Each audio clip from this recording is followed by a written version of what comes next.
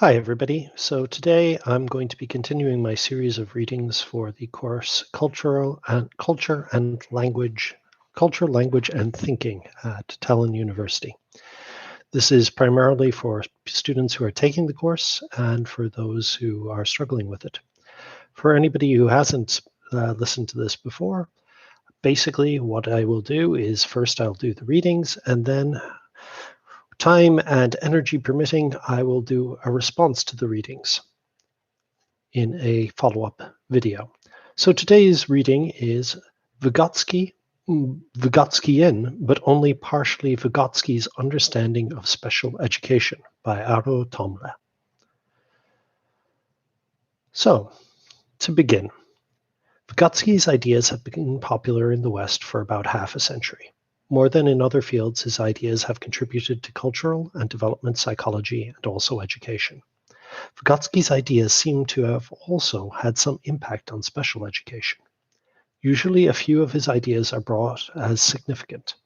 One of them is the idea that learning disabilities are not originally biologically grounded, but rather sociocultural, and the other is the concept of the zone of proximal development, or ZPD, that helped to improve the education of students with special education needs considerably. Some scholars have gone further and provided a little more detailed account of Vygotsky's ideas as related to special education. Yet central themes of Vygotsky's theory I discuss below are either ignored or described superficially. It is also noteworthy that Vygotsky's ideas, usually those I just mentioned, seem to be relevant only for some scholars and practitioners. For instance, in recent high-valued Encyclopedia of Special Education, Pavlov, whose ideas disagree in several fundamental ways with Vygotsky's, is about as important as Vygotsky, and both are mentioned just superficially in a few places. Jean Piaget, in turn, is very popular in that encyclopedia. From 57 chapters of an important handbook of special education, only 2 mention Vygotsky's theory. In one chapter, we learn that many early childhood educators base their educational efforts with children on the cognitive development theories developed by Piaget and Vygotsky. And in another chapter, Vygotsky's ZPD is mentioned on one line without even citing any of his works. If Vygotsky's main contribution would be only the concept of the zone of proximal development and understanding that learning difficulties are related to sociocultural environment, then ignoring his theory would be well justified. These two ideas are trivial. Obviously, formal education system is a sociocultural phenomenon, and therefore difficulties in coping with it would also be sociocultural. The situation is not better with the concept of the zone of proximal development. Even though Vygotsky himself called the concept important, he actually dedicated only a few pages to elaborate it. Furthermore, in different works, he defined the zone of proximal development differently. The zone of proximal development, 1, distinguished actual levels of development from further maturation of the very same process, and 2, was a different score between the test results achieved independently and the test results achieved by imitating behaviors of more developed others. 3, referred to pedagogical practices where it is necessary to adjust teaching to the developmental level of any child. Or 4, was related to the child's play where a child goes beyond the actual level of development. Such differences in definition of the concept indicate that there was no coherent theory developed about the zone of proximal development. So altogether, the concept of the zone of proximal development refers to understanding that children can learn more than they know or can do at any moment, that their learning potential is limited, and that the realization of their learning potential is related to the organization of their environment, either by social others or by organizing their own environment in the process of play. The ideas mentioned are, of course, important, but no pedagogy could actually be efficient unless these principles would not have been followed already ages before Vygotsky. In fact, Vygotsky himself also mentioned that the idea of the zone of proximal development was discovered in practice earlier than it was brought into theory. There would be no point to write this article if Vygotsky's ideas about special education needs would be only trivial. As I am going to discuss next, Vygotsky's theory, and not a few trivial slogans attributed to him, has actually very high potential to contribute substantially to the development of special education. Major, and quote in brackets, part of his theory, usually not discussed in this context, is anything but trivial. In this paper, I am relying on Vygotsky's theory, but I am also going beyond it. If not shown otherwise, the definitions relevant for special education I provide below are mine. If they are not theoretically sufficiently grounded, or if they just do not make sense, then it is the author to be blamed, not Vygotsky's theory. Vygotsky's way of scientific thinking. Vygotsky discussed enormously many ideas in his works. Usually some of them, such as the zone of proximal development or the social origin of the human mind, are taken as the core of his theory. With very rare exceptions, such ideas are taken out of the context so that they lose connection to the theory as a whole. Of course, it can be said that Vygotsky did not have time to formulate a theory as a whole, and so the only meaningful way to approach his ideas is to take what seems to be important and forget about the rest. To some degree, such a statement is justified. Vygotsky did not formulate hierarchical and coherent theory of the human mind and its development. Yet I think his works are actually much more connected one to another than it is usually realized. What we need is an assumption that Vygotsky did not have serious memory problems and applied fundamental principles of science discussed in some of his works in all his other works. Without knowing these principles, I suggest it is not possible to understand his theory. It is also important that today these principles are, with extreme rare exceptions, not followed in psychology. Thus, almost all interpretation of Vygotsky's theories today rely on a very different and incompatible with Vygotsky's theory understanding of what is science and scientific explanation.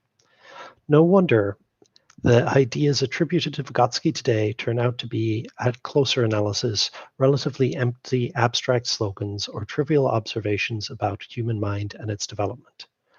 Vygotsky described his general approaches in a few works, perhaps the most straightforward among them being The Problem of the Cultural Development of the Child. There he suggested that for understanding mental phenomena, it is necessary to describe 1. The components that are made of, 2. The specific relationships between the components that comprise a whole or structure of the phenomena, and 3. Development, how the phenomena emerges and changes in time. This scientific worldview I have called the structural systemic to distinguish it from the atomistic structuralism and quantitative variable-oriented so-called systems theories, is fundamentally different from dominant today in psychology and educational sciences approaches that limits its quest to description of linear cause-effect relationship between events. Thus, in Vygotskian theory, it does not make sense to talk about teachers, social relationships, education programs, and socioeconomic statuses, etc., that have an effect on or influence the child development. Following Vygotsky's theory, development is understood as a dynamic reorganization of mental structures of an individual in the process of interaction of the individual and his or her environment. And questions a teacher must ask in educational context are not about correlations or influences, but rather about relationships and emergent wholes. According to structural systemic approach, novel phenomena emerge in the process of synthesis of existing elements into novel wholes. A whole at one level of analysis is part at another level of analysis. Therefore, in order to understand development, it is necessary to distinguish the levels of analysis. Applying structural systemic thought to special education requires such a distinction of the levels of analysis because pedagogical activities can be effectively performed only at a relevant level. For instance, we know that human mind develops in the socio-cultural environment. Now, if we would like to support human development better, it would not be enough to stay at the general level. At that general level, we would have no idea how to change a socio-cultural environment as a unit as a whole. Thus, too general level of analysis is not appropriate for grounding pedagogical activities. The same is true about too specific levels of analysis. I suppose all would agree that the human mind requires highly complex brain. Further, we know that brain is composed of cells and mental activities require certain patterns of interactions between those cells. If we would now try to ground pedagogy on changing something in the way a neuron works, we would achieve no pedagogical aim as well, because the way how cells of the brain are organized into networks with mental content depends on the organization of the environment. All we learn is about environment and about the ways how to relate to it. Thus, even the most detailed knowledge about the functioning of a neuron could not inform us how to teach more efficiently. What is psyche or mind and why we need to define it? Level of analysis is not just an abstract theoretical idea. The level of analysis must correspond to the reality of the hierarchical levels of organizations of things, of the thing or phenomena we want to understand. It is not possible to determine levels of analysis for something we are not able to define. This is so because the highest level of analysis describes a thing or phenomenon as a unitary whole. If we are not able to define what this whole is, we also have no method to demonstrate that the proposed more specific level of analysis do characterize the particular whole and are not arbitrarily attributed to it. Quite interestingly, it is not usual to find the definitions of what it is exactly, what develops in the process of the education. It seems that commonly the purpose or aim of education is defined as something acquired by a learner: knowledge, expertise, skills, refinement, culture, vocation, etc. This way of conceptualizing education is not theoretically well grounded. If we define the aims of the education as something acquired by an individual, paradoxically, the individual is left out of the theory. Of course, it is supposed to be an individual who acquires this something, but analysis of what is acquired isolated from a learner would not support understanding of the process of education. It is the individual who develops, and therefore it is necessary to define what exactly is individually developing. I think it is hard to object to the idea that what is mainly developing in the process of education is mind or psyche. As practically all concepts in psychology today, psyche or mind is also defined in many ways. Usually the definitions are only partially overlapping. Thus, different definitions of the psyche refer to different things or phenomena. As different things must have different structures, it is not possible to define levels of analysis that would fit to all definitions. So we have to choose one from the existing definitions, or create a new one that would define what the psyche as a real phenomena is. This subject is too complex to be discussed in detail here. So I just provide the necessary definitions discussed in detail elsewhere.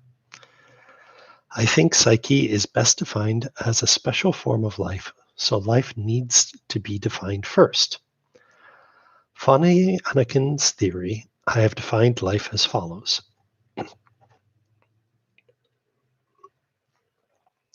Quotation: life is a form of organization of matter, which on the basis of the anticipatory reflection of the environment and corresponding goal-orientated activities, leading either to change of itself or its environment, is able to sustain its integrity despite potential destructive effects of its environment. Thus, living is a body that can anticipate future potential destructive events. This, of course, is not sufficient for survival. Survival is achieved by changing itself, or changing one's environment.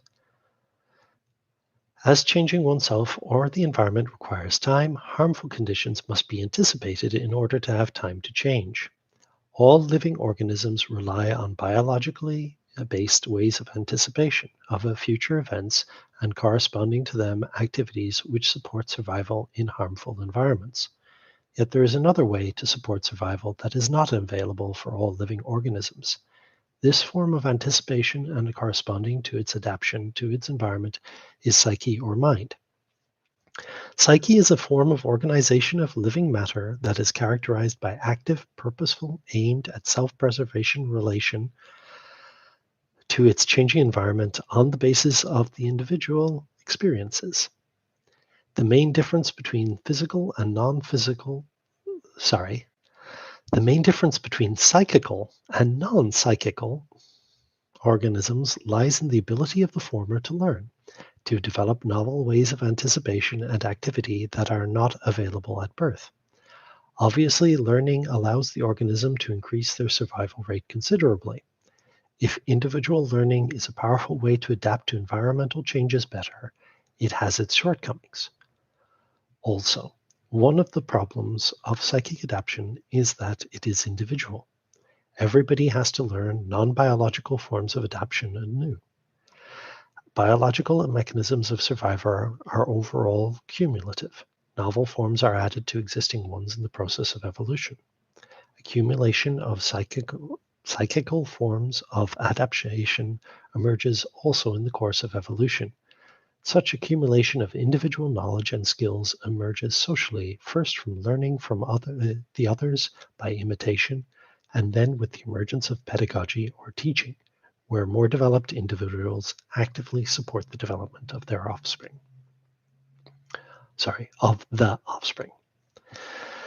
Psyche, the highest level of analysis. To follow Vygotskian way of thinking, we have to define the levels of analysis of the central concept for education. Psyche. This may seem to be easy. Many scholars today would assume that psyche is purely an individual phenomenon that can be located in the brain.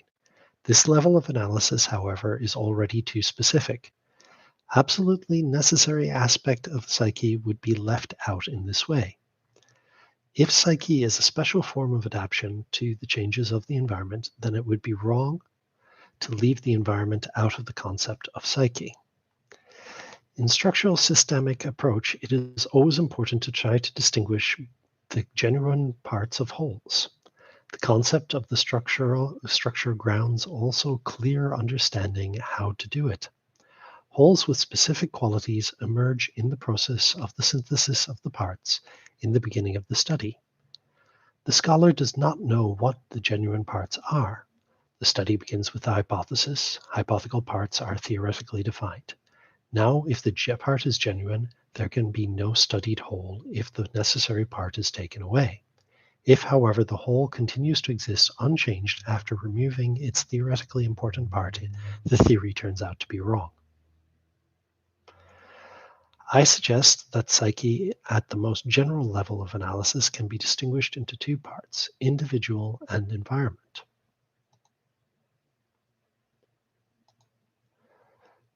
Obviously, if the individual is taken away, there can be no psyche. But in the same way, environment cannot be taken away as well. Psyche would have no content without environment because individual experiences are about the environment. Furthermore, environment is not important only developmentally. It is obvious also that life would cease to exist if an organism would be left without its environment.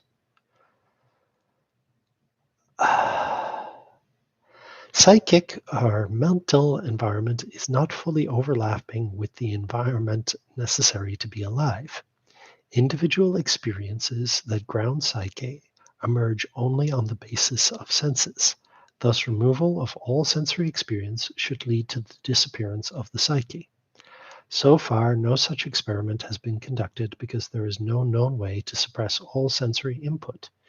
In situations of sensory deprivation, visual input can be suppressed, but even hearing, not talking about other senses, cannot be fully switched off.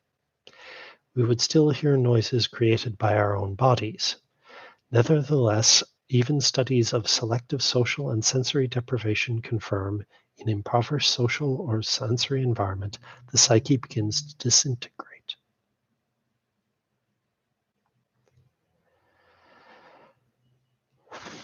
I am not going to engage with discussion at this point.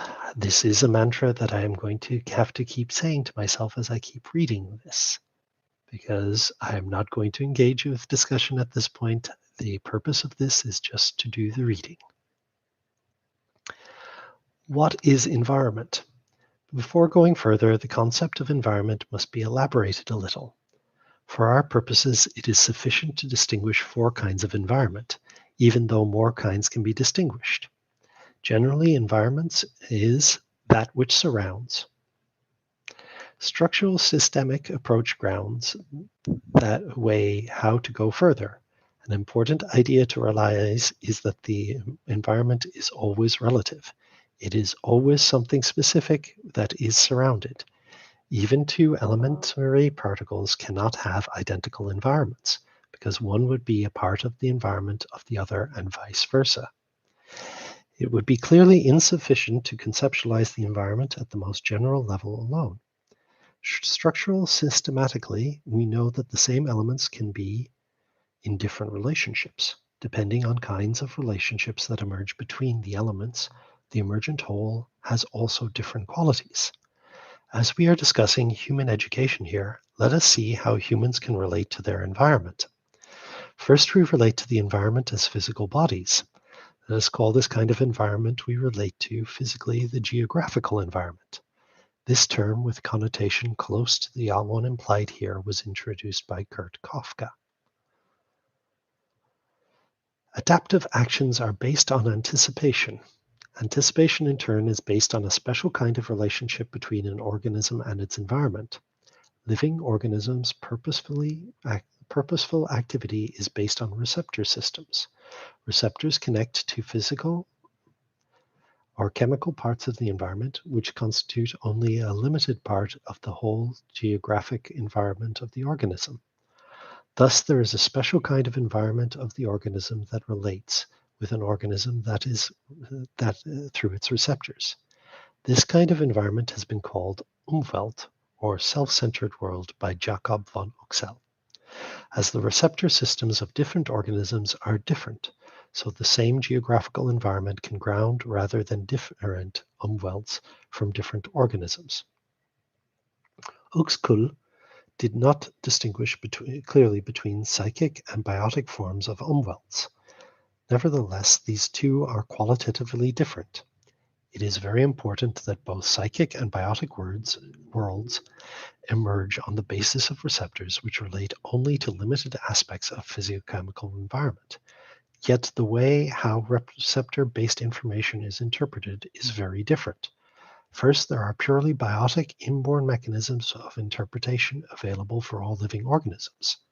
I suggest to constrain Umwelt to that kind of environment. In addition, some organisms can further interpret the receptor-based or sensory information psychically, on the basis of individual experiences. What aspects of geographical environment and in which ways can be interpreted by any organism psychically is fully determined by individual experience, by what an organism has learned about its environment. Active planned behavior is based on psychic mechanisms. This kind of environment was distinguished by Kurt Kafka, who called it behavioral environment. We can say that as mental beings, we do not live in the geographical environment or in Umwelt, but only in the behavioral environment. This environment changes constantly with learning and forgetting. Finally, there is the cultural environment, a special language-based kind of behavioral environment created by humans. Essentially, it is an environment that is interpreted with semiotically mediated psychic processes, or in Vygotsky's terms, with culturally biased higher psychic functions. Essence of pedagogy and special education needs. Just as an aside, I have now been speaking for 24 minutes and we finally get to special education or pedagogy. What is pedagogy? The theoretical grounds discussed so far allow us to go further and connect general ideas about psyche and its development to pedagogy. Often Vygotsky's name is associated with the concept of scaffolding. This term was introduced to understand the nature of the tutorial process, where an expert helps somebody who is less expert. Originally, the concept did not have relation to Vygotsky's theory. Later, the concept was connected with the idea of the zone of proximal development, and it became a metaphor to refer to the process of working in the zone of proximal development. Even though the concept is well known today, I do not think it corresponds to what teachers are actually doing as teachers.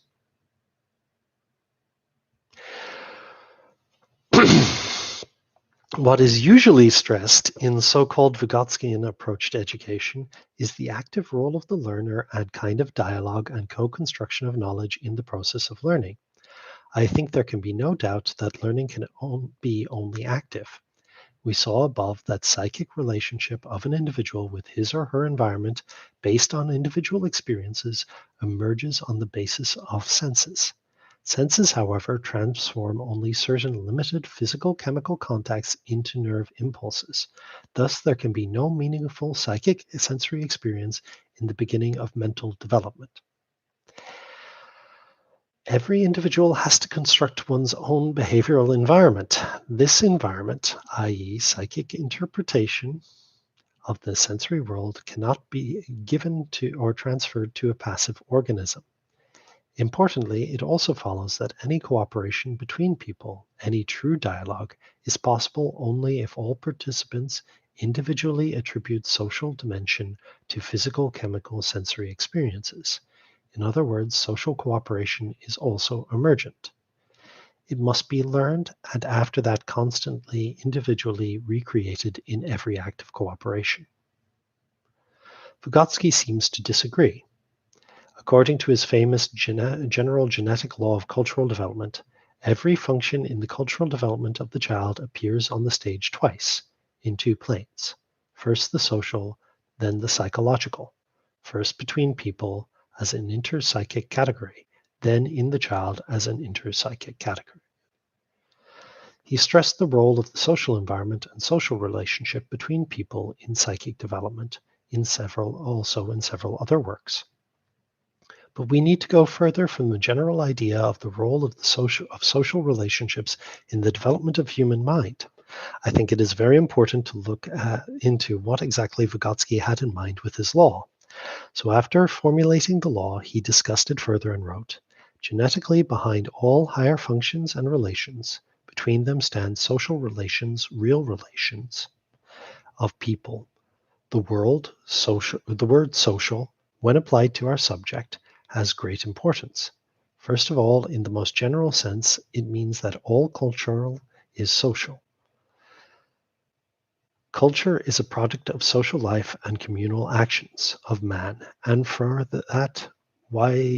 that's why formulation of the problem of the cultural development of behavior already leads us directly to the social plane of development."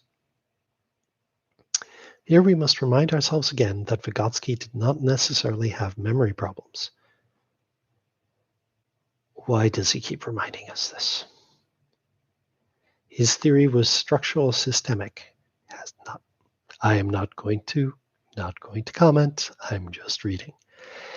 In this quote, we see that he was talking about social relations of people. Thus, we have actually a structure here. There are parts, people, and specific relations between them, social. All culture is thus a whole that emerges when people relate socially. Furthermore, he was talking about higher psychological functions. The central characteristic of them is the HPF, include as part of in the world or speech. HPFs, as it is expressed today, are semiotically mediated. All higher psychological functions are united by a common feature that they are mediated processes, i.e. that they include into their structure as a central and primary part of the process, as a whole use of the sign as the main instrument to direct and gain control of psychic processes. Furthermore, it is not only social relations that are important for the development of the mind. In fact, the way how ideas about the world, representations, and psychic functions are synthesized into higher order structures is determined by extracerebral connections.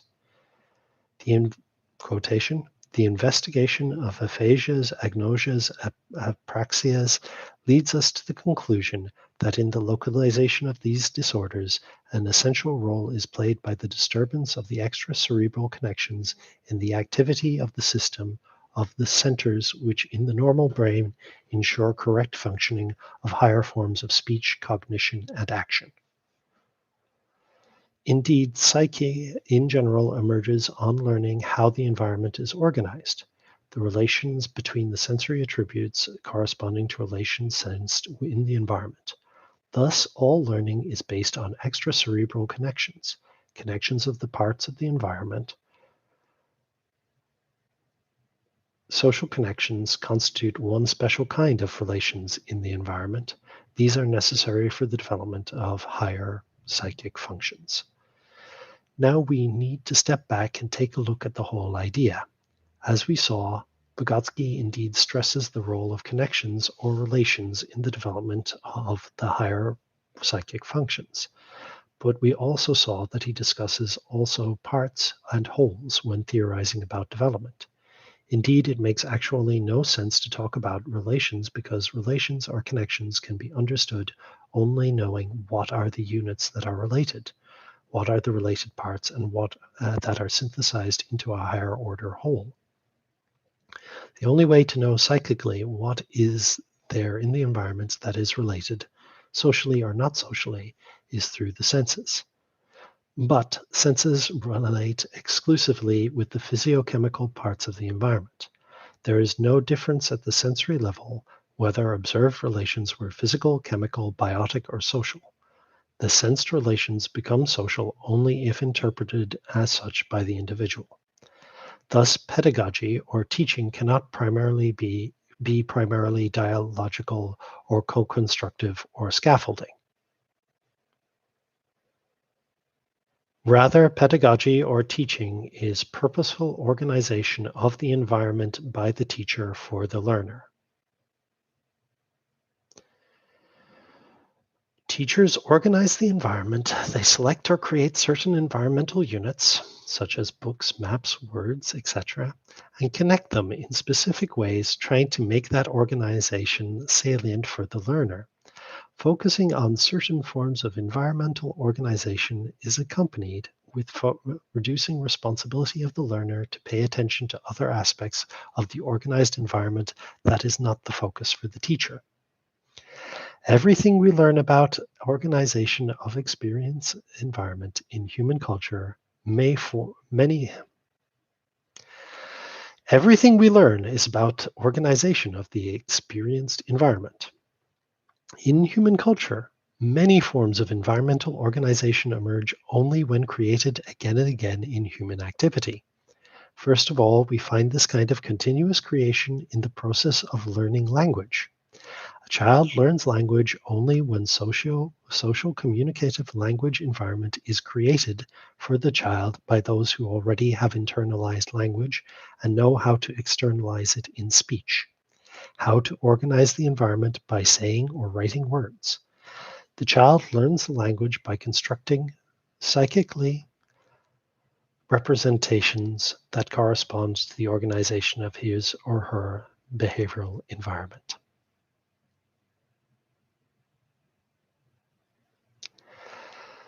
What is special education?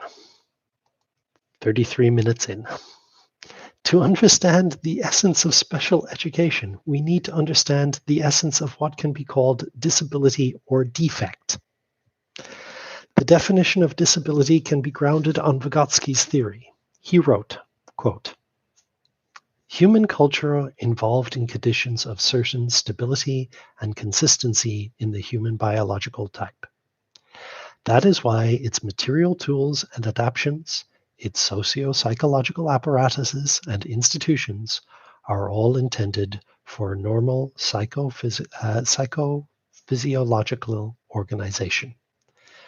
Child's growth into civilization is conditioned by creation of corresponding functions and apparatuses. A defect creates a deviation from the stable biological human type.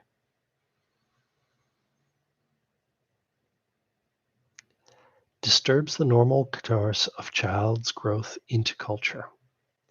After all, culture has adapted to the normal, typical human being and adjusts to his constitution. Atypical development caused by a defect cannot directly grow into culture, as in the case of the normal child.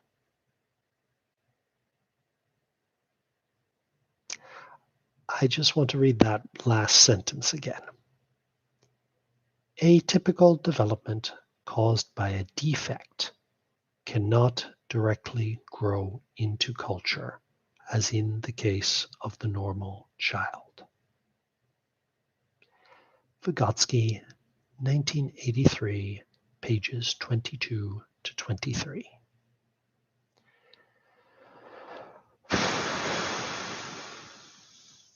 Here we need to take into account that human culture or civilization is a special kind of environment created by humans themselves.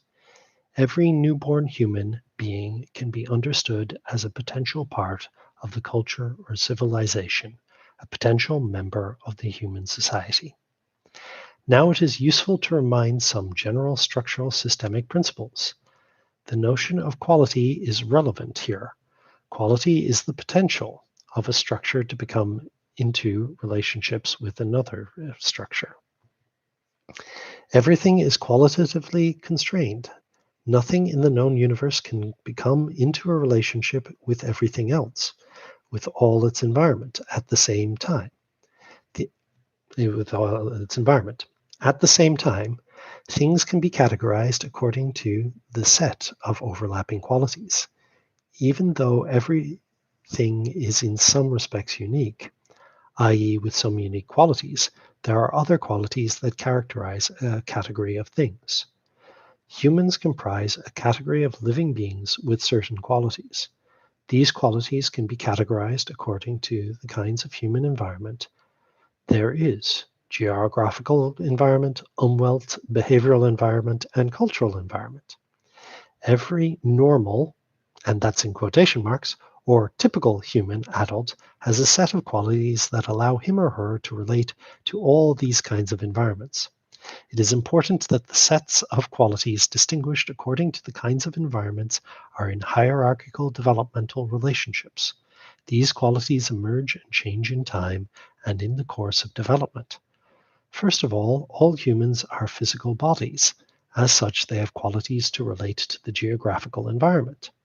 Then there are biotic qualities that ground the relationships with the umwelt. These qualities are dependent on physical qualities.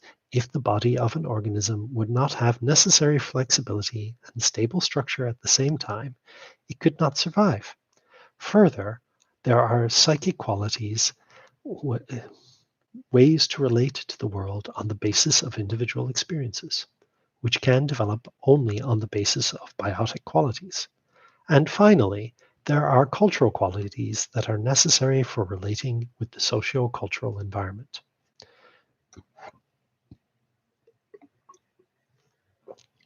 On that background, it is possible to define disability. Disability is a lack of qualities that characterize typical individuals. Space limits do not allow to discuss this definition in detail. So I just mentioned a few ideas to reveal the complexity of the concept of disability. First, quality is a relational term. It requires both the individual and a certain kind of environment. Thus, if, for instance, there is no cultural environment, like in the case of so-called feral children, the individual is not necessarily disabled until brought back to human society. Second, psyche is an emergent phenomena that is not present at birth. Thus, for a newborn child, there is no behavioral or cultural environment yet. There is only developmental potential for the emergence of the psyche first, and then human semiotically mediated mind on the basis of it. So if typically developing child does not yet relate to behavioral or cultural environment, it is not a disability. Third, all four basic kinds of environment are variable in space and time. Thus, an individual has developed in certain environment is not able to relate to differently organized environment he has not experienced. In that case, inability to relate to novel aspects of the environment is not a disability. So, typical individuals from cold regions may have problems to adapt to hot weather and vice versa. Individuals who have not developed immunity towards bacteria common in their environment may not be immune to bacteria common in other regions. Finally, there are, as far as I know, no clear criteria to determine what qualities exactly define typical individuals with no disability. Thus, typical individuals are qualitatively different and lack of certain qualities may be categorized as disabilities from one perspective and not necessarily from some other perspective, including the disabled individual's own viewpoint. Therefore, the definition of disability is always to some degree arbitrary or socially constructed. From the definition of disability, we can go further and define special education needs. Education or pedagogy is related only to the psychic and cultural development. Disabilities in these areas, however, can be, to some degree, overcome by pedagogical support. Thus, special education need is a form of psychic or cultural disability that can be overcome by special pedagogical support.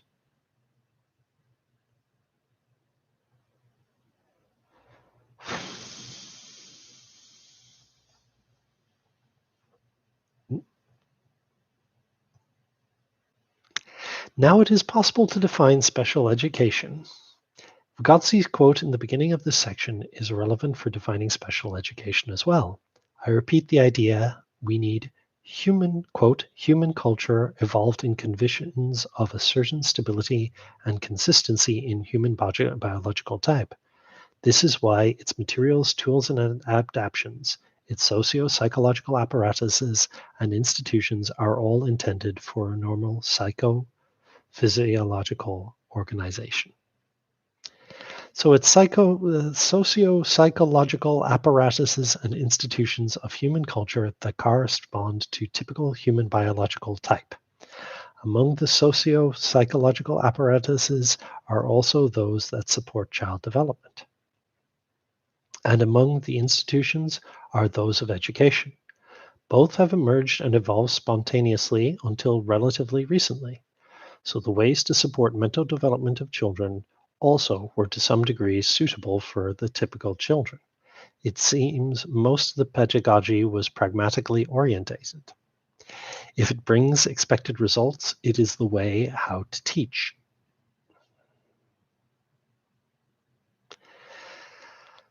Not commenting, not commenting, not commenting, not commenting. And if it does not, then there is something wrong with the child. Understanding that instead of selecting children for pedagogy, the pedagogy should be adapted for children appeared only in the 18th century. Vygotsky understood very well that in certain cases, novel forms of teaching must be created and used. Frequently, unique, specially created cultural forms are necessary to realize cultural development of the defective child. From here, we get the definition of special education. Special education is a form of pedagogy designed for overcoming special education needs.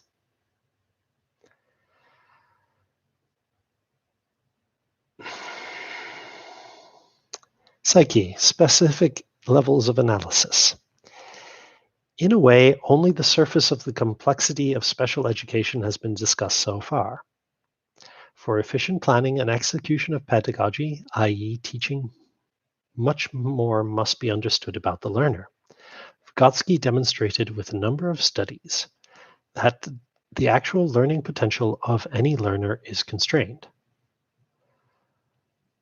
Only at a certain level of the internal development of the organisms does it become possible to master any of the cultural methods. Vygotsky, 1994, page 63. One should always approach environment from the point of view of the relationship which exists between the child and its environment at a given stage of his development. First of all, a child's environment in the direct sense of the word keeps changing at every age, even when the environment remains little changed. The very fact that the child changes in the process of development results in a situation where the role and meaning of these environmental factors, which seemingly have remained unchanged in actual fact, do undergo change, and the same environmental factors, which may have one meaning and play a certain role during a given age, 2 years on begin to have a different meaning and to play a different role because the child has changed. In other words, the child's relation to these particular environmental factors has altered. One can easily see that the same environmental situation and the same environmental events can influence various people's development in different ways, depending on what age they happen to find them. Vygotsky, 1994b, page 338 to 341. These ideas I discussed partly already under the concept of environment. Physically identical environment can be very variable as behavioral or cultural environment. As the last two kinds of environment are psychically based on individual experiences, then obviously the content of the behavioral and cultural environments constantly changes together with learning. Vygotsky added here a third aspect. Learning is ordered and hierarchical. Thus, it is not possible in principle to learn everything at any specific level of psychic development. Pedagogy must be based on the study of the learner. This study must aim at understanding the state of the learner from the specific perspective of the knowledge skills that are planned to be taught by the teacher. The question emerges, what kind of actuality is reflected in pedagogical analysis? This is actually of real internal connections of the processes of development awakened to life by teaching at school. In that sense, pedagogical analysis is always oriented inside. It remains a study with the help of Röntgen's rays. It must reveal to the teachers how occur in the head of each and every child the processes of development, evoked into life by the course of teaching at school. Revealing that internal underground genetic network of school subjects constitutes the primary aim of pedagogical analysis. Thinking how complex is human mind, it may seem that the level of understanding of the learner the teacher needs is impossible to achieve. In some sense, it is true, especially in the areas of special education where the teacher has to cope with unusual situations. Yet the situation becomes manageable if the pedagogical analysis is arranged according to the levels of analysis. I think there are 3 such levels that help to organize the way the learner can and should be described. General stages of psychic development. First, following Vygotsky's theory, the development of psyche in the unity of the individual and his/her environment proceeds over general stages at the next more detailed level of analysis. I suppose here some readers may feel uncomfortable. In several secondary sources, it is suggested that for Vygotsky development was less stage-like than for Piaget. In others, it is declared that Vygotsky and the development was continuous and not stage-like at all. The latter position seems to be most common on the internet. I think the idea of the continuous development might be correctly attributed to the Western so-called sociocultural or activity theory. This theory however, has very little and only superficially in common with Vygotsky's. Vygotsky distinguished altogether 7 stages of development, 3 pre-linguistic forms of thought, and 4 stages of development of semiotically mediated mind. The pre-linguistic stage in developmental order were the stage of inborn reactions, the stage of conditional reflexes or taming, and the stage of intellectual reactions. Language also begins to develop at the so-called natural line of development that corresponds to the pre-linguistic stages.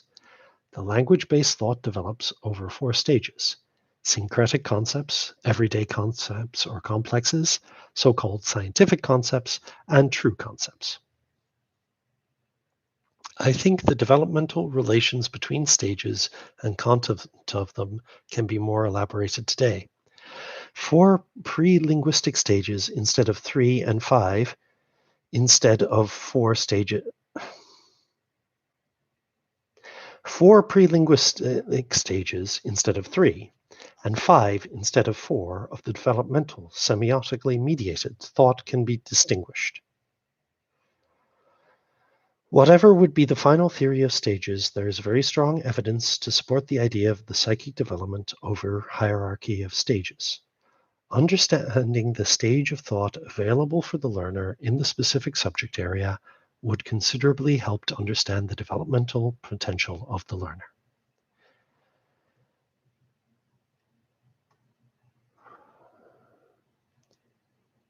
Within stage development. Developmental stages cannot be characterized only at the level of general stages. There is also within stage development that must be assessed. Understanding of arithmetic, for instance, requires thinking in scientific or logical, as I call them, concepts. The same applies for algebra, which at the same time cannot develop without understanding arithmetic first. So the developmental hierarchy of the knowledge in different subject areas must be made explicit both from one stage to another as well as within one stage. The level of understanding achieved by the learner must be described in order to know what exactly can be taught next.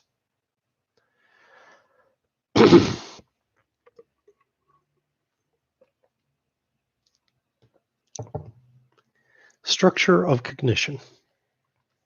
Further analysis of knowledge reveals another, more specific level of analysis. Psyche can develop only if certain cognitive processes are all functioning together. First, in order to stay alive, an organism must be organized in a certain way, such as living unitary organisms was called functional systems by Anokhin. According to Anokhin's theory, the organism must have motivation, needs, receptors, senses, activation of the activity, programs for action, and a system to recognize whether the expected results was achieved. Anokhin called it the acceptor of the result. The organism, in order to learn from individual experience, must further have thinking, recording, and a system for planning of activities. In addition, relatively recently in evolution, emotion emerged possibly for integrating otherwise unmanageable complex systems of mind and body.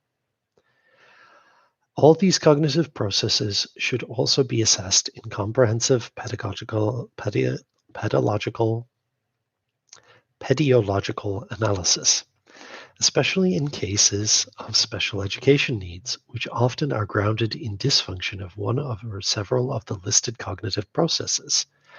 This kind of analysis, it must be stressed, is much more complex than it may seem. The cognitive processes are part of the system of psyche. Therefore, when an element is included into a structure, its qualities change.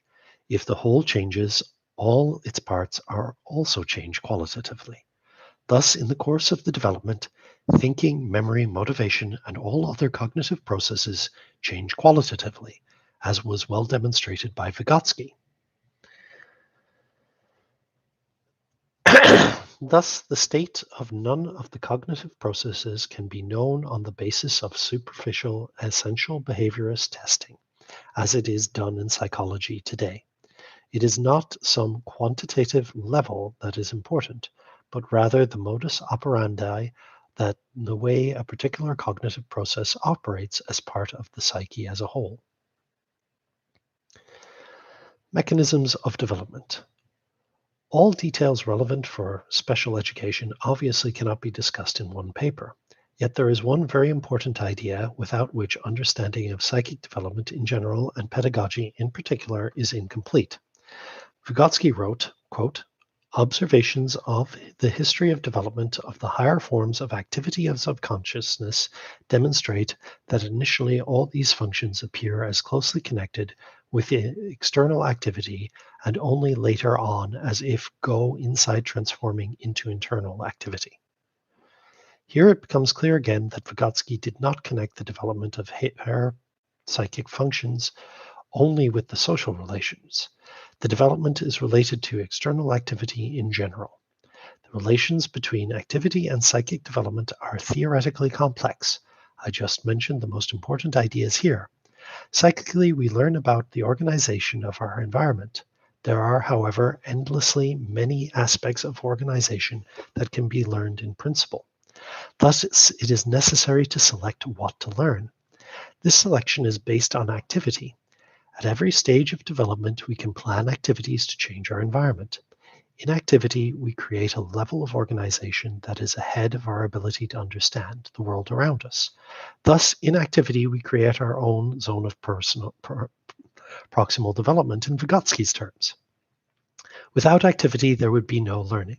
But it is also important to understand that with the development of psyche, novel forms of activity emerge, including the conscious, purposeful mental activity. Thus, activity that grounds learning and development is not always external, especially in last stages of psychic development. Furthermore, externally, the same activity may have internally different structure. Quote, psychological operations can from an external perspective be very similar to one another. They can lead to one and the same result according to their structure. However, according to their internal nature, according to what a person does in his head, so to say, according to the causal connection, they may have nothing in common. This fact is very important from the pedagogical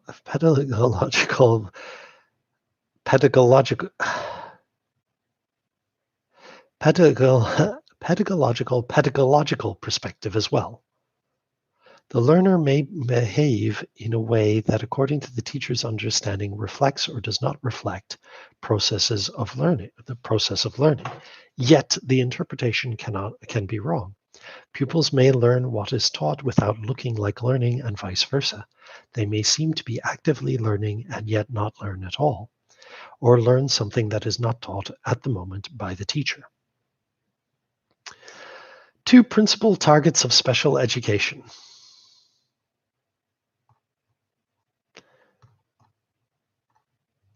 It is possible to relate the ideas discussed so far to practice. The concept of disability, if understood as a lack of certain qualities, implies 2 basic targets of special education. Qualitatively, in a relational term, it implies, in this context, an individual and his/her environment organized in a certain way. Lack of a certain important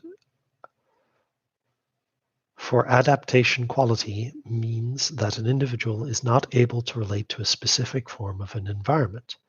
Commonly, the target of special education is to support the development of lacking qualities so that an individual learns to relate to those forms of environment otherwise not available for him or her.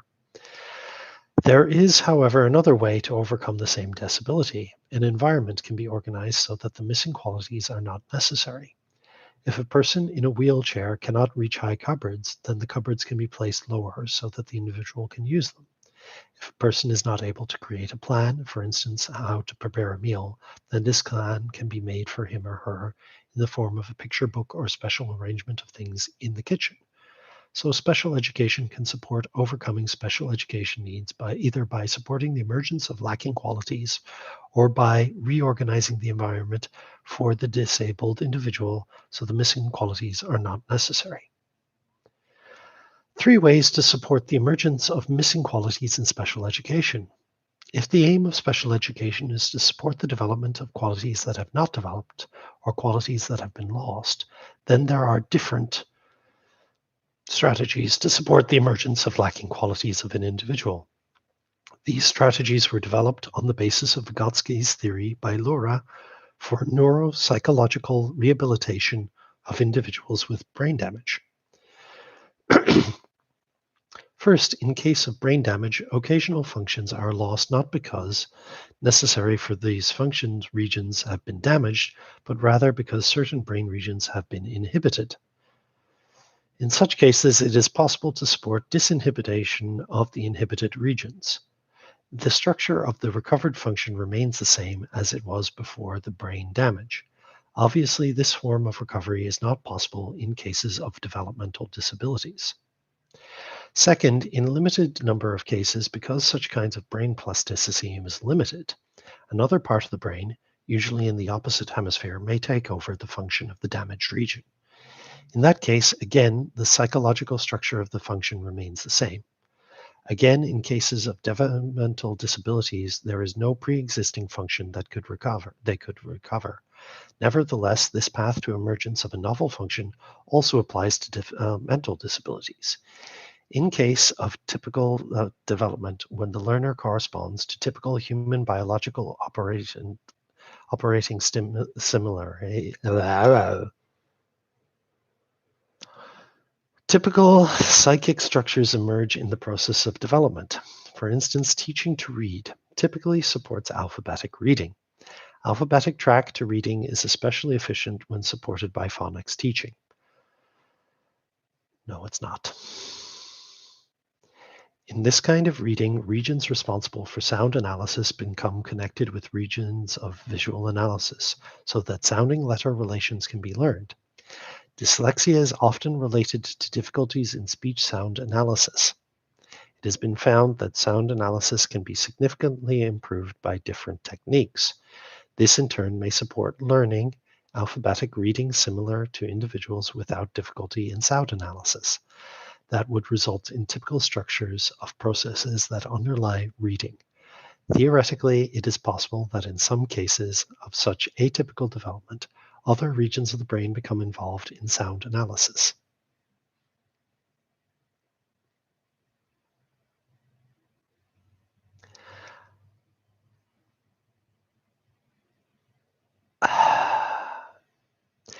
The last example, however, is actually quite complex. I'm not going to get into discussion. The last example, however, is actually quite complex. First of all, it demonstrates the limitations of understanding developmental disabilities. The idea according to which difficulties in speech sound analysis underlie dyslexia is leaving out a very important idea that disability is essentially a relational term. It implies individual in unity with his or her environment. Deaf individuals can learn to read, and they do it without any sound analysis. I suppose nobody would diagnose deaf students dyslexic if they could not learn to read in a regular classroom.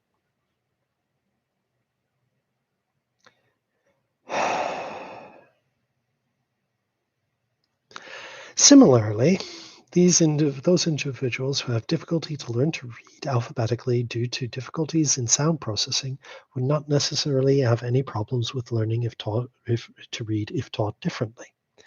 Another important issue is related to the choice of special education strategy.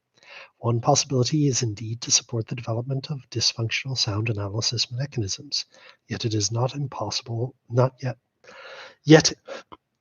possible to be certain that in case of particular individual, such strategy is going to be efficient. Very likely there are cases who do not benefit from such forms of teaching. Perhaps other strategies of intervention should be used in parallel. Such other strategies would rely on third strategy of Vygotsky's approach, Vygotsky's approach to neuropsychological rehabilitation and special education. Vygotsky formulated an important principle. The same problem, if solved by different means, will have a different structure. Thus, there are different possible ways, different structures that may underline the same function. This principle grounds the most important strategy for special education. If a function and corresponding to its psychic structure that underlies the function cannot develop in a special way, then another possible structure that could underlie the same function can be defined. Special education should aim at the development of that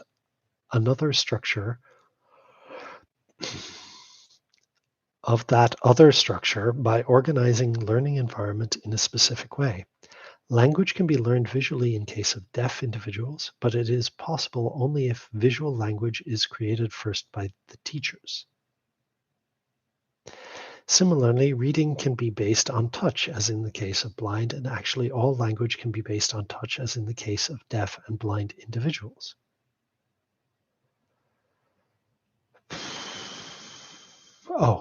Deaf and blind individuals. In all these cases, the psychic structure of the language function is not typical and involves functional elements and corresponding to them to distinct brain regions not involved in the same functions in the case of typical development. Neurophysiological rehabilitation and special education can actually go far beyond such obvious today cases to many different psychic functions and special programs of intervention.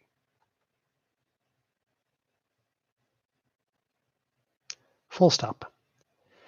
So it kind of peters out there towards the end of that.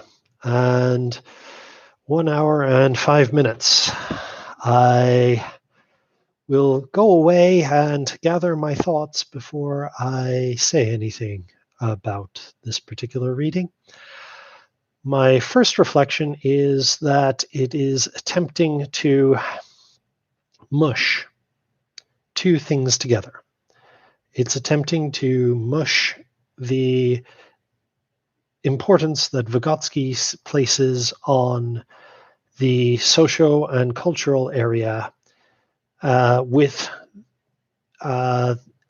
something akin to Bonhoeffer's idea of environment, the importance of environment to learning and education, without referencing Bonhoeffer, of course. Yeah, I'm going to end it there for the time being. Stay tuned, and I will eventually get around to doing a review of that.